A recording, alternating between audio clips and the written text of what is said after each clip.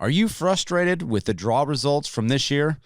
Well, Gary Killingsworth of Gun Talk Media is in the same boat as you, and we're here to talk about it right now.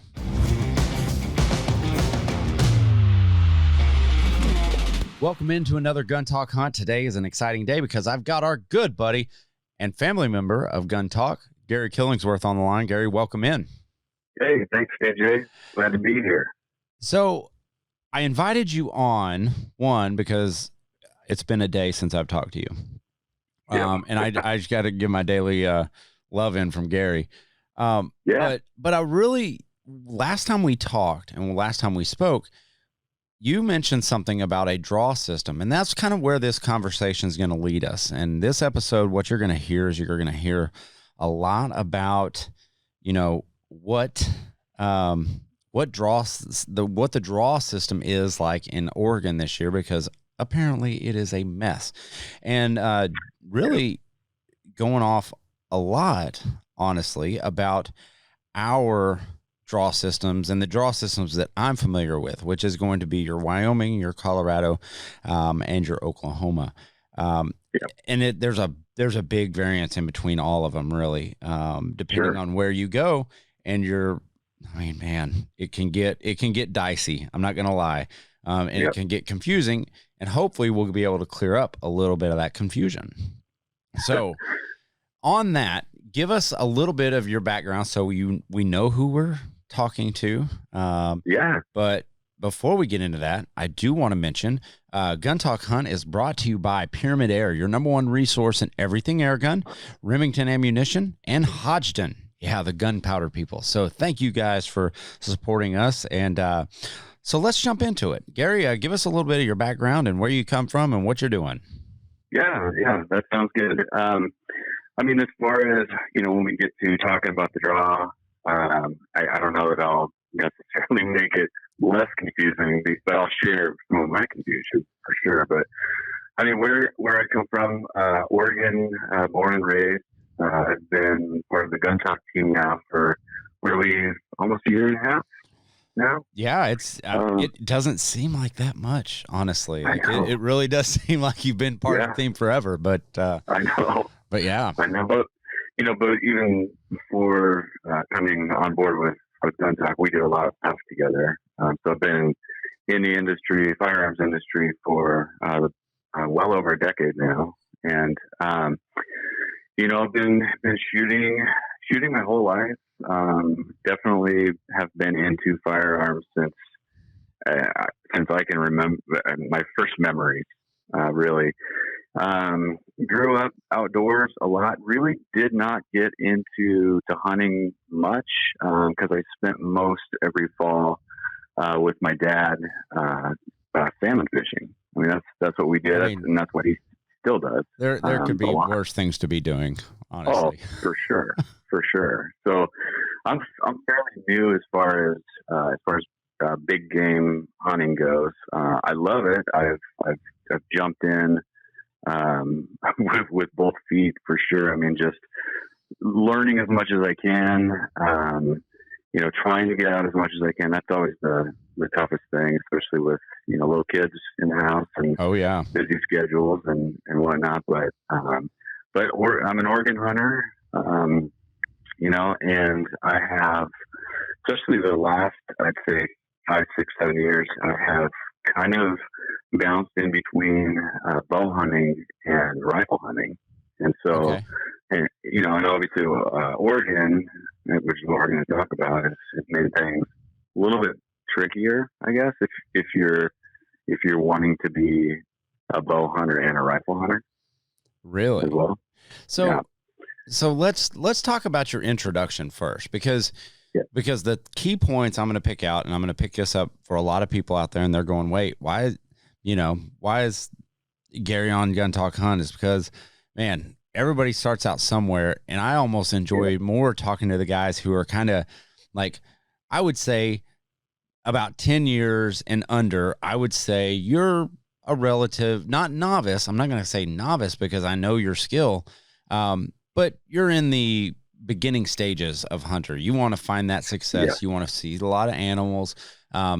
It's just different how you manage your expectations of your hunt. It is, and it's, especially when you're used to shooting a lot, right? I mean, we handle guns on a daily basis in one way, shape, or form, whether it's dry fire, range time, or just organizing stuff in the safe, right? Right. I mean, we're handling guns all the time, and we're used to shooting. We're used to trigger time, which is, I mean, really only a tiny portion of the hunt itself. I mean, that should be ingrained as far as in my opinion, but yeah, it is definitely, it's about the opportunity to get out. It's about the opportunity to be in the right place and, the right location with the right conditions and be able to invest the time. And that's a big thing. So there's a big difference. I could take Gary, someone who hunts primarily in the Northwest, and put him in Oklahoma, and he's going to do just fine. However, I would say it is way different to put like you take me, for example, mostly an open plains hunter, hunt the hardwoods every once in a while when I get a chance to hunt up in British Columbia or even this state of Louisiana. It's a lot different terrain out there. It's a lot different cover than you're used to, like managing like herd movement or animal movement. So like, I think what you're doing is way more difficult than what I'm doing. And I mean, and I don't have the experience to disagree with you, but I've heard that a lot. And I mean, in my experience, I mean, there are sometimes days that go by without seeing antlers. Oh, sometimes there's days that go by without seeing an animal. See, that to me, man, I'd be scratching my head because, I mean, where do you start? If you don't see what you're needing, I guess you're just changing your location. Yeah. Would be my first. I mean, yeah. I mean, you do what you would do, pretty much in any type of endeavor. I mean, fishing is a good example. You're not being successful, so you're gonna change your tackle. Yeah. You're gonna change your approach. I mean, well, that's the way I look at it. I mean, 'cause you can always work harder. Yeah. Right? Oh yeah. You can go be more ground. But if you look at it, and everything is looking for out in the wilderness, and if you're starting out hunting, you've got to figure out there's different stages of their yearly cycle, like what they're doing that time of the year. Yep. Feed, water, or breeding. I mean, you look at that and you're going to say, okay, let's start narrowing it down. What are they doing this time of the year? Like I could tell you within probably a 7 to 10 day window in Oklahoma, what those deer are going to be doing. Like I've hunted it enough to where I just know it. Now, Louisiana, it's a little bit more difficult. I'm having to adjust my timelines and stuff like that, but I've focused in on that food, water, and breeding. Like what stages of what are they feeding on? How much water do they need that time of year? What's the water situation like? And what phase of the breeding process are they in? Are they pre-rut, rut, or post-rut? So absolutely. But I don't necessarily, I mean, I think all those principles are the same, but locations are different. Your mass crops are going to be way different than what ours are. Oh yeah. Yeah. I mean, for sure. I mean, even, just thinking about Oregon as a state, like the topography of the entire thing. I mean, the way that it's laid out. I mean, you have, obviously, most people, when they think of Oregon, at least as far as the terrain goes, they think of rainforests, and it's wet all the time. Yeah. And that's only like the Willamette Valley, the I-5 corridor to the coast. I mean, that's only a smaller portion of the state. When you get to the Cascade Mountain Range, everything east of that is high desert. So that is mule deer country. As you get over to the coastal side, you're dealing with blacktails, which are tough. And then you've got kind of the mix between the two as you get into the mountains. And so, and thinking about just as an early rifle hunt, if someone was was lucky enough to draw a tag, like a high Cascades hunt. I mean, you're in September. Yep. You're in September, chasing blacktails around the mountains, That's and interesting. that is really early, and it can be really difficult to determine what their motivation is, other than just cover. just hide. just hide me, please, behind a tree. Yeah, you take a it gets dry and crunchy too. Yeah, it's dry and crunchy, and you know you're jumping something in order to see it. At least in my beginner experience. Yeah.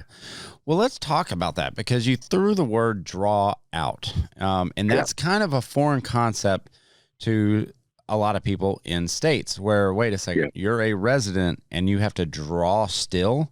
That's kind of foreign to me. I mean, and because like out of state, I mean, even in Oklahoma, it's an over-the-counter state. So if you want to hunt deer in Oklahoma and you've got either private or public land, you can do that. And for me, like to put in, like I'm putting in for specialty hunts out of state. Like I will go hunt whitetail in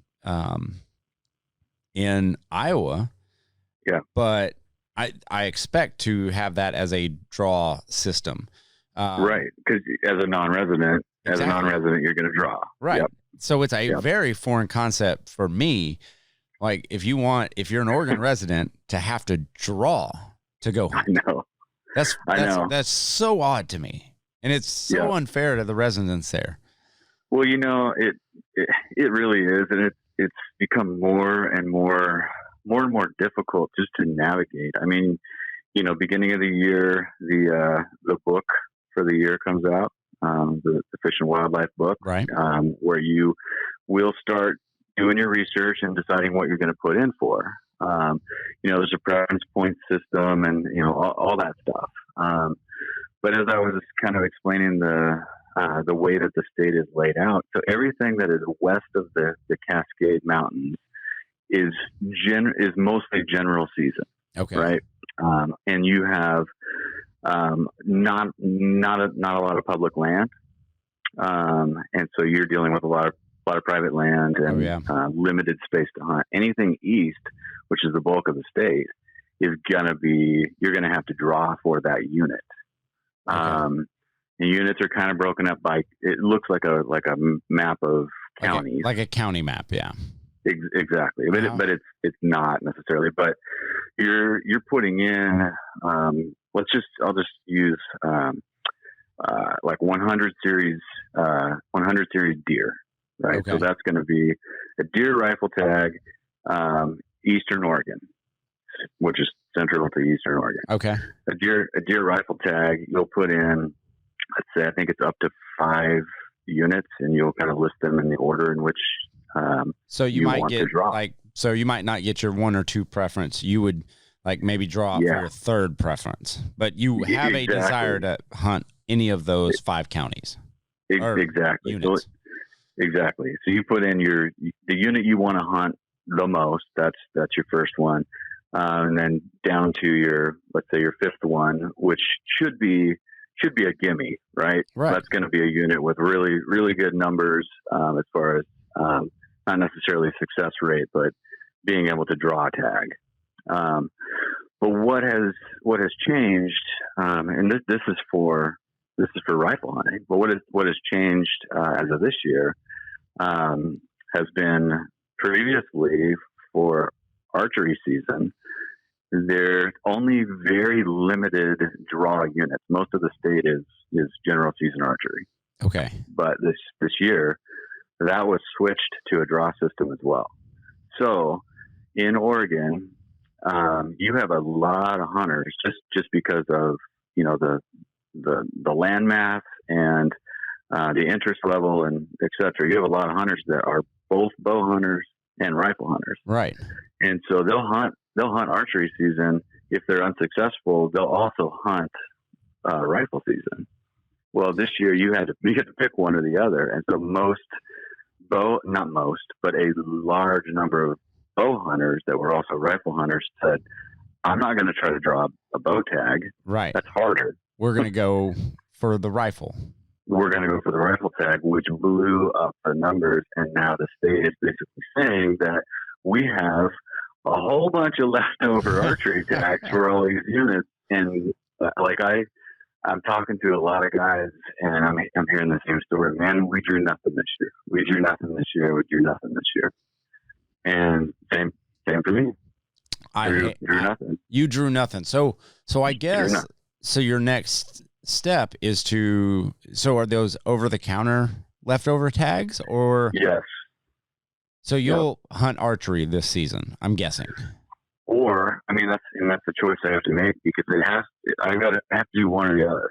So I'm either going to pick up a leftover tag at a good unit for archery, or I'll be hunting West Side general season rifle. Yeah, that's brutal. One or the other. One or the other. You pick your weapon, and so you basically ride with it. Let's go with, let's say, blacktail. So. Yeah. How many tags are you allotted if you draw out? Is it just one, like an either sex deal, or is it like you get one buck and one doe? It depends. See, that's where it gets confusing. It totally depends on the unit, right? So there are specialty tags, which are very hard to come by, but there are specialty tags or auction tags or things like that, where you may be allowed more than one deer a year. But I mean, for the vast majority of Oregon hunters, if you're going to shoot one deer, right, you can draw for a 100 series, which is any visible antler, right? Again, depending on the unit, and then there's a 600 series, which is antlerless. Okay, so it's a doe tag, but it's unit dependent, man. It's really confusing. That's unfortunate that they're making it that difficult, because what that does is you're lucky. Honestly, I mean, Gary, you're very lucky, and we are talking to Gary Killingsworth of the Gun Talk Media team here.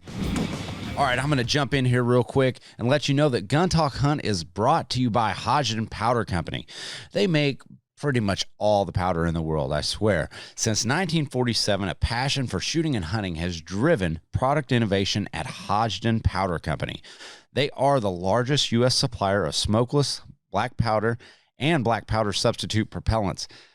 And if you're new to reloading, let me just tell you, their reloading data center is unbelievable. So before you start your next reload, I want you to go out and find out more at HodgdonReloading.com. And you know what? We're also brought to you by Timney Triggers. And for 75 years, hunters and shooters have all trusted Timney. I trust Timney. I love their triggers. Their R700 trigger for the Remington 700 platform is by far one of my favorites. But get ready this hunting season with the new trigger. Their Calvin Elite Custom Remington Model 700, that's the one I'm talking about, the Tika T3, or even the Remington 799 Featherweight Deluxe, which is actually on sale right now. So if you're in the market for a new trigger, which I think you should always be attempting to improve your game, improve that shot break, all you need to do is find your new trigger at timneytriggers.com. We're also brought to you by Remington Ammunition. Since 1939, hunters have relied on Remington's core-locked control expansion bullet. This is what I grew up hunting with. This is always in the range bag whenever my dad and I would head out to the range, and I cannot tell you how effective this is. It's got 2x expansion, weight retention is phenomenal, and it's consistent on game. So if you want the results of a core-lock bullet in your bag, definitely go check them out at remington.com. We just got back from their plant on a plant tour, and they are cranking out the ammo. So definitely visit remington.com. You're very lucky in that you've been through the draw process. But for somebody entering, that is completely intimidating. Oh, and it's unfortunate because they're discouraging hunting. Yeah. Well, so here's an example of that. So this year for rifle season, the plan was my dad and I were going to hunt together. And he like I said earlier, he's a fisherman. He's hunted quite a bit as a younger man, but not in decades. So he said, "You know what? I want to go hunt with you this year. Let's put in for it. Yeah. Do whatever you got to do." And I'm trying to explain to him, okay, we got to put in for this unit, and he's saying, "What do you mean? We can't just go buy our license and go?" Because that's what he was used to doing. Yeah. That's how it should be. If you want to go hunt, that door is open. Instead, they're closing it to so many. There is actually, and everybody, I mean, I haven't drawn out in, I think 15 years. I'm going on 15 years. Next year will be 16 for me. There is, and I recommend everybody put in for it because it's an unbelievable opportunity. You can hunt elk in the Wichita Mountains of Oklahoma. When I say mountains, I use that word very loosely. It's just like a regular hill to most people, but it's a phenomenal hunt. But it's taken me 15 years, and it's a once in a lifetime tag. So once you draw out, and what happened to a lot of people so I had a buddy who was successful on I want to say it was his 13th year or something like that. He was successful, went out, harvested a great bull. So he had to put 2 people down to go help him hike it out. And so when I was out there, what I noticed, I was like, oh my gosh, how are these guys hunting? It was a smattering of 60-plus-year-old men who have been putting in for like 30 years for this hunt or something like that. Yeah. Like, and they can't walk. They can't move away from the trails to like go hunt these things because of the draw system. I think is just totally a flaw. And they've had to put in for it forever. Right. And I mean, good for them for going out there, but every once in a while, what'll happen is I talked to one guy out there and he was really young. He goes, "Oh my gosh, this is the first year I put in, for the draw." And I actually drew out, and I, under my breath, was cursing him. But what he ended up doing was he like marked a cow tag. And so like he blew his once in a lifetime opportunity to hunt bull elk on a cow tag. And it's a confusing process because what he did was so it gives you an option on like, okay, select your first hunt that you want, your second, your third, fourth, fifth. Instead of like stopping like on like the fourth option and just saying nothing, he put in, I want to hunt the Wichitas. I'll take a cow. Yeah. Well, turns out, you didn't draw out for that bull, but heck yeah, you drew out for the cow tag. Congratulations. Yeah. You can never put in for that. And so I'm like, that's so confusing because it suggests that you have to have 5 options. Yeah. You don't. Like, beware, people. Goodness. Oh yeah. But they make these game laws so confusing. Like it's so frustrating.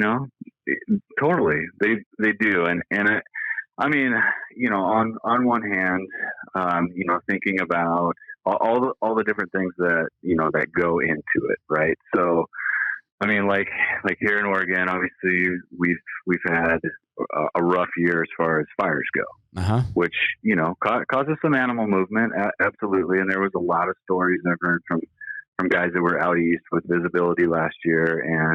And, especially with elk, just being completely nonverbal, and, really, really tough conditions. But it makes you wonder at times if it's easy to use those types of factors into making things more difficult for hunters. Right. Right. So I don't know. I think there's something to it. But, I mean, no, I don't think there's a conspiracy at all. I think that's just, the more hoops you have to jump through, the less likely you are to pick up something new. However, However, there is a big there's a big but attached to this. Yeah. This year, like I am hearing more and more people headed to the backcountry, putting in for Western tags. And so now point creep starts to take into play. Like you have to start thinking that with an influx of people putting in, the less likely you are to draw. And so now when it took maybe 4 years to draw a desired unit.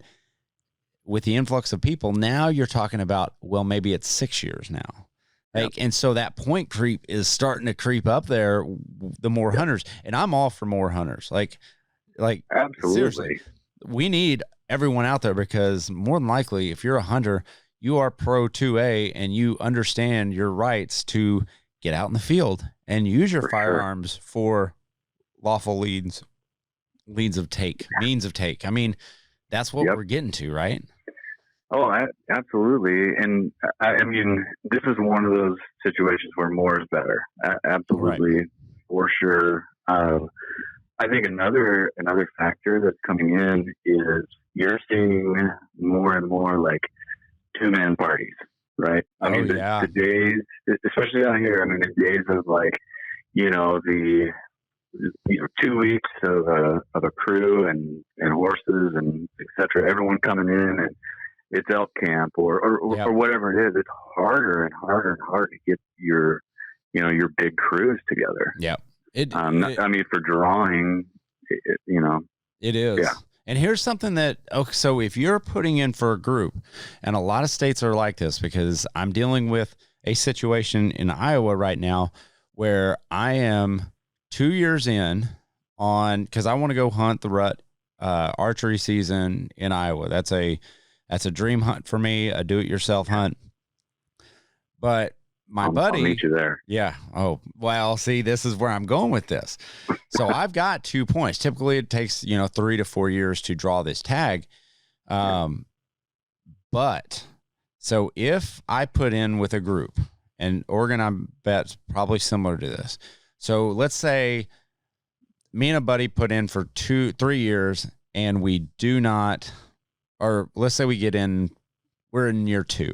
3 years to 4 years, we will likely draw. Well, Gary, let's say you say, I'd really want to go on that hunt with you guys. Okay, we'll put you into our group. So instead of going off of the guys that have 2 preference points, we have to go to the lowest guy on the totem pole who has 0. Yeah. That's where like a lot of guys aren't sure about that. And so make sure that you have all this lined out and you understand like how the draw system works, because that could really bite a bunch of guys in the tail. It could, and that's a detriment to getting a system like that's a detriment to getting new hunters, right? Exactly. Introduced into your group, right? And it's frustrating because I don't want to turn away anybody that is like, hey, I want to go hunting with you. Well, okay, but I keep I want to go hunting with you. Yeah, but like, I want to go hunt. I'll go hunt with you, but can we go somewhere else? Yeah. Oh, yeah. It's a roll of the dice at any time. I mean, you could be the guy who gets lucky on a draw. You really could be. And that's why you got to put in every year, or at least just buy a preference point. And that option's widely available. If you can't hunt that year, let's say you're having a kid or you just get tied up at work, go ahead and buy the preference point. It'll probably cost you about $50, Right. But yeah, it'll pay off later though, because there will be that year where everything will come together. Yeah. And that's when you got to make it work. You have to make that work. Okay. We have neared the end of this podcast, unfortunately. So it went fast. I know it went up. It went so fast. I have one quick thought on something you just said. Was it, we're nearing the end of this podcast?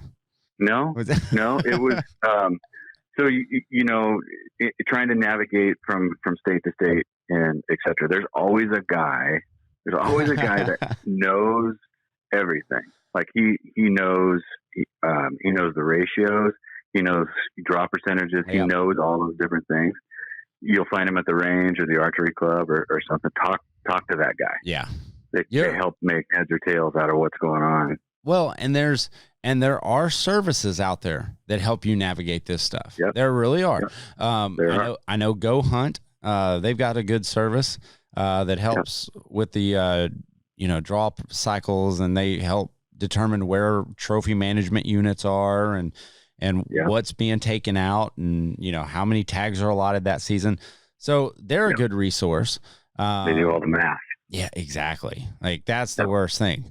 But yeah, and then it's all, determining where you want to hunt. So if there's a unit that has a very high like draw percentage and a high success rate, I know there's probably a lot of animals there, but there's going to be a ton of people drawn. That's right. If it's low, man, there might not be that many animals there, but if if that percentage of success is high, I may look at that trophy as a trophy unit and a really good possibility to draw just based on those percentages, because if it's a low number, there might not be very many animals, but there could be quality animals.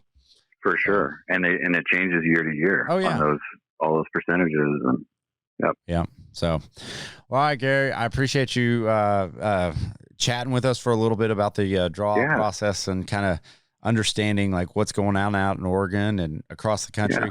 But so here's what I'd like to do. So we kind of teased it right up front that we were going to talk about more of the gear side of things.